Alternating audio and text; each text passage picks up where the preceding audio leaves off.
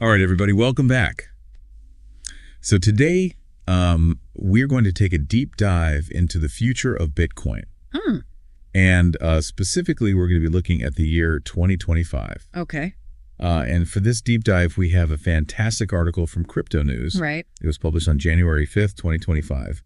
And it's called, Según ChatGPT, esto es lo que pasará con Bitcoin en 2025.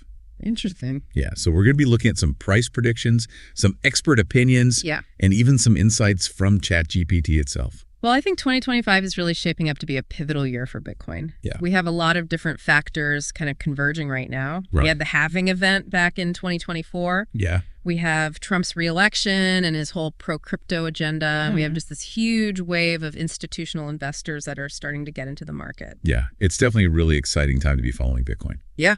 So let's start by looking at some of those price predictions. Okay. I mean, we saw Bitcoin hit $100,000 Yeah. in late 2024. Which was a huge milestone for the crypto. Yeah.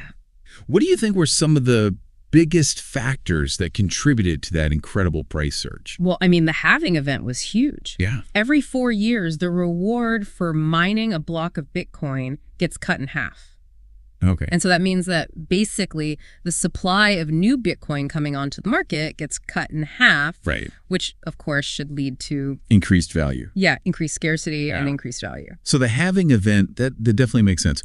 But the article also mentions the approval of Bitcoin ETFs in the U.S. Yes. Now, for someone who doesn't spend all their time on Wall Street, Yeah. what exactly is a Bitcoin ETF? Okay. How did that approval impact the price? So an ETF stands for Exchange Traded Fund. Yeah. And basically, it's a way for people to invest in Bitcoin without actually having to buy and hold the Bitcoin themselves. Okay. So they can just buy shares of this ETF, which tracks the price of Bitcoin. Got it. And so what that did is it opened up Bitcoin investing to a much wider pool of investors. Okay. So it's like more accessible now. Yeah, exactly. It made it a lot easier for institutional investors and just everyday people to invest in Bitcoin. Yeah. Okay. That makes sense. Which, of course, drove up the demand. Drove up the price. And a price. Yeah. So then we have firms like H.C. Wainwright. Right. They're predicting that Bitcoin could reach $225,000 in 2025. Yeah. I mean, it's a massive number. It is. What's the reasoning behind a prediction like that? So they're looking at a couple of different factors. Okay. One is that historically, after every halving event we've seen, a price surge. Yeah, pretty significant bull run in the price of Bitcoin. Okay. And then also, like we talked about with the ETF approvals, right. There's just a lot of new money coming into the market. Institutional investors. Yeah, pension funds, hedge funds, all these big players are starting to take Bitcoin seriously. So their prediction is based on historical patterns and this new wave of investment coming in? Exactly. But the article also mentions that some analysts are being a bit more cautious. Right. They're saying it could be closer to $130,000. Yeah. So I guess even with all this positive news, Bitcoin's price can still be very unpredictable. Oh, absolutely. It's a very volatile market. Yeah. It's hard to say for sure that's going to happen. So we've got all these experts weighing in with their predictions. Right. But the article also mentions ChatGPT. Yeah. What does artificial intelligence have to say about the future of Bitcoin? Well, this is interesting because ChatGPT is actually quite bullish on Bitcoin. Really? Yeah. It thinks it's going to hit new highs in 2025. Yeah. Potentially all-time highs. So what is it basing that on? Well, it's looking at a lot of the same things that the human analysts are looking at. Okay. So the halving event, reducing the supply. Right. The increasing institutional adoption. Yeah. And, of course, the favorable regulatory environment. Right. It seems like those three things are really kind of the key factors that are driving a lot of these predictions. Yeah.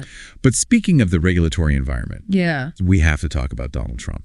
Of course. He was reelected in 2024. Yes. And he's been very vocal about his pro-crypto stance. Yeah.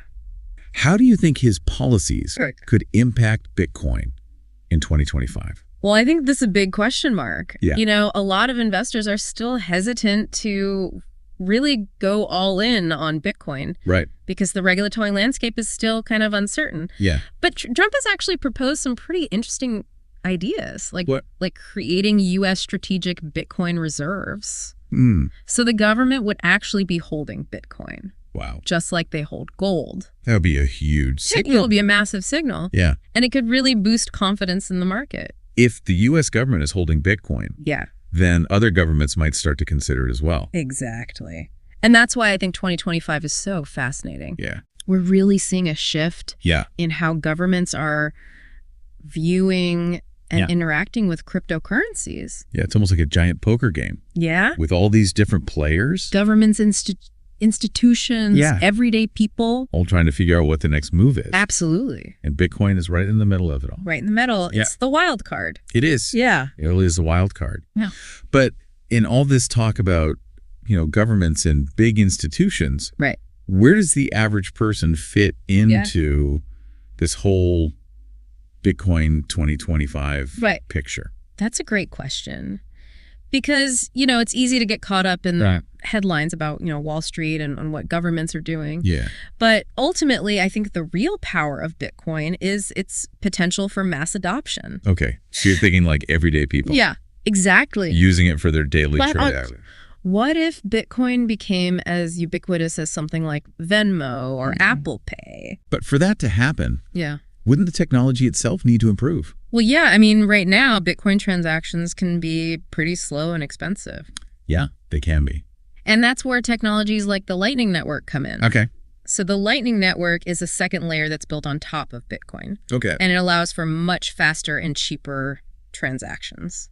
So you're saying it could actually be feasible to use Bitcoin? Yeah, potentially. For everyday purchases? Yeah, like imagine being able to buy a cup of coffee with Bitcoin, and it only costs you, a fraction of a cent.